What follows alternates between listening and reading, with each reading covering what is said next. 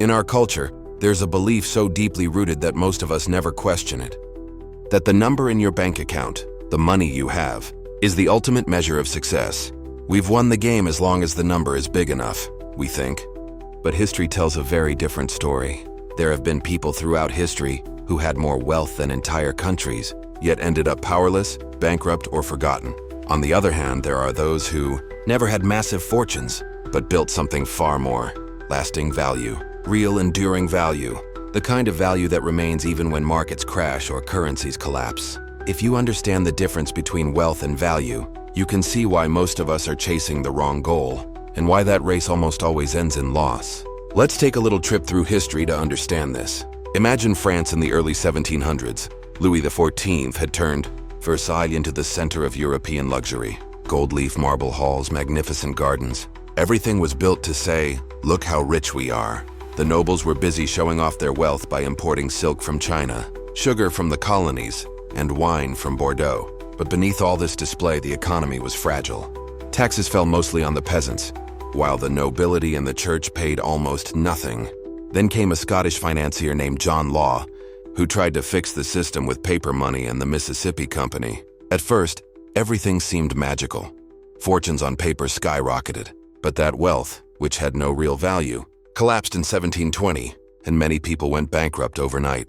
On the other hand, those who held tangible assets, land, production skills, stood firm. This shows us that apparent wealth and real value are very different things. This lesson wasn't limited to France. In the 1920s, when stock market bubbles popped in America, those who measured their wealth on paper were wiped out. But those with productive land, factories, or businesses providing real human needs survived. Money is a claim on value. It is not value itself. When the underlying value disappears, money loses its meaning. Even today, most wealth is fragile. Stocks, real estate, even currencies rely on trust and market sentiment. History is full of examples. The Weimar Republic, Zimbabwe, Venezuela.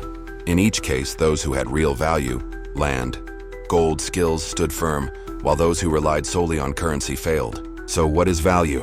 Value is the ability to produce and be useful. It can be your skills, a network you can rely on, productive assets, or the ability to solve urgent problems. Value endures in crises because people need it, and need is the most resilient currency of all. Here's an example from Japan.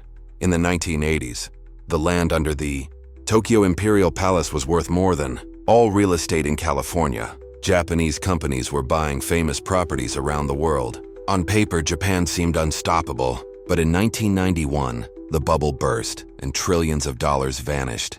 Yet Japan didn't disappear, because it had something more important: a highly educated workforce, productive infrastructure, and a culture of quality. That was real value. The modern financial system constantly blurs the line between wealth and value. Governments want people to measure success by the numbers in their bank accounts. Companies want customers chasing the latest financial products. Confusing wealth with value makes it easier to control and keep people dependent. We've seen this throughout history. Roman senators owned vast estates, but their real power came from controlling essential resources the city relied on. When money lost value, those holding only coins suffered. Those with productive assets stood firm. The same principle applies today. If your wealth depends entirely on a market index, a salary or currency that can lose value, you may not be as rich as you think. True financial freedom means your livelihood isn't dependent on the stability of a system you don't control. To achieve this, diversify not just your investments but the forms of value you hold. Productive assets, land, technology, skills that work in any economic climate, and reliable relationships. These are durable forms of value beyond paper wealth. Ironically, those most obsessed with looking rich are often the most vulnerable. History proves this repeatedly. French aristocrats, 20th century industrial barons, tech millionaires of the 2000s. They were rich until they weren't, because without value, wealth is like a castle made of sand. The real challenge and opportunity lie here. Understanding the difference between wealth and value. History shows that in times of crisis, those who survive are not those holding currency alone, but those with productivity, skills, and real value. In short, a high number in your bank account does not guarantee security. Markets can crash, currencies can devalue, interest rates can change. But if you have value, your skills, productive assets, the things you provide to people, no one can take that away.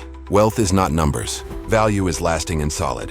Learn the difference, and you'll see one of the oldest games in economic history. History doesn't repeat, but if you don't understand it, it can crush you just the same.